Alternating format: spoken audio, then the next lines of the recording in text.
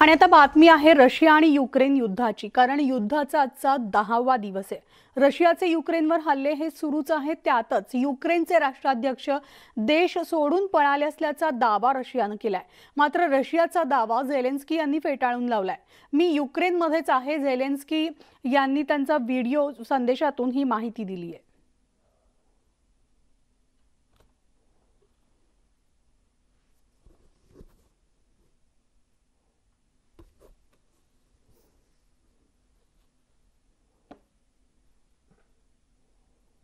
तर युक्रेनमधील कीव आणि चेर्निहिव शहरांवर रशियाने जोरदार हल्ले केलेत। या हल्ल्यामध्ये दोन्ही देश शहरांमध्ये मोठ्या प्रमाणात नुकसान झालंय।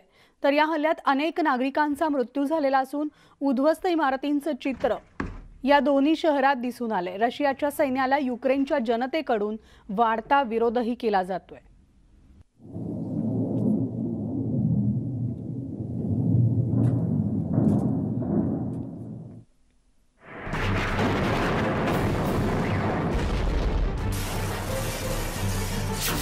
युक्रेनच्या शहरांवर रशियाचे जोरदार हल्ले।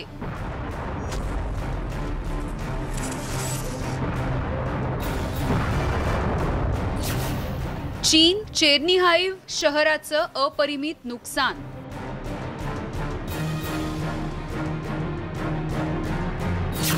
रशियन सैन्याला वाढता विरोध।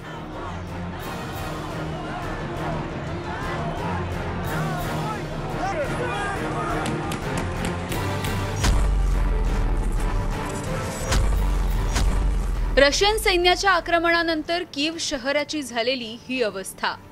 रशियाच्या हल्ल्यात कीव शहराचं अतोनात नुकसान झालंय। इमारतींचे केवळ अवशेष उरलेत। अजूनही इमारतींमध्ये आगीच्या ज्वाळा बघायला मिळतायत। जमीनदोस्त झालेल्या इमारतींचा हा ढिगारा, तर रस्त्यावर पडलेल्या वाहनांचे हे सांगाडे।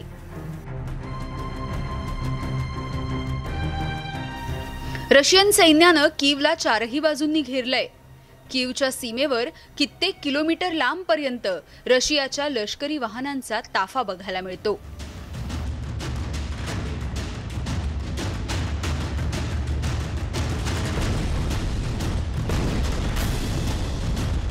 रशियाच्या सैन्यानं चेर्निहाइव शहरावर मोठ्या प्रमाणात हल्ले केले। त्यामुळे चेर्निहाइव शहर बेचिराख झालंय। हल्ल्यामुळे रहिवासी इमारतींचं मोठ्या प्रमाणात नुकसान झालंय। अनेक इमारतींमध्ये आगीचे लोळ बघायला मिळतायत। या हल्ल्यात अनेक नागरिक सुद्धा जखमी झालेत, तर मृतदेहांचा खच शहरांमध्ये बघायला मिळतोय। युक्रेनच्या रहिवासी भागाला सुद्धा रशियाकडून मिसाईलद्वारे लक्ष्य केलं गेलंय। सातत्यानं होणाऱ्या या हल्ल्यांमुळे युक्रेनची भग्नावस्था झाली आहे। एकीकडे रशियाकडून हल्ले तीव्र केले जात असतानाच रशियन सैन्याला युक्रेनमधील स्थानिक नागरिक मोठ्या हिमतीनं विरोध करतायत।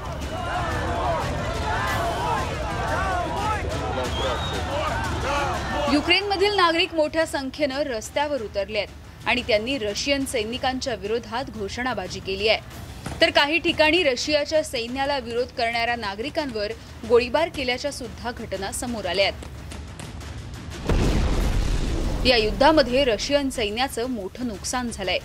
युक्रेनच्या शहरामध्ये शिरलेले अनेक रणगाडे युक्रेनच्या सैन्याकडून उद्ध्वस्त करण्यात आले आहेत। खार्किव चेर्निहाइवच्या रस्त्यांवर आगीच्या भक्ष्यस्थानी पडलेल्या रणगाड्यांचं हे दृश्य बघायला मिळतं।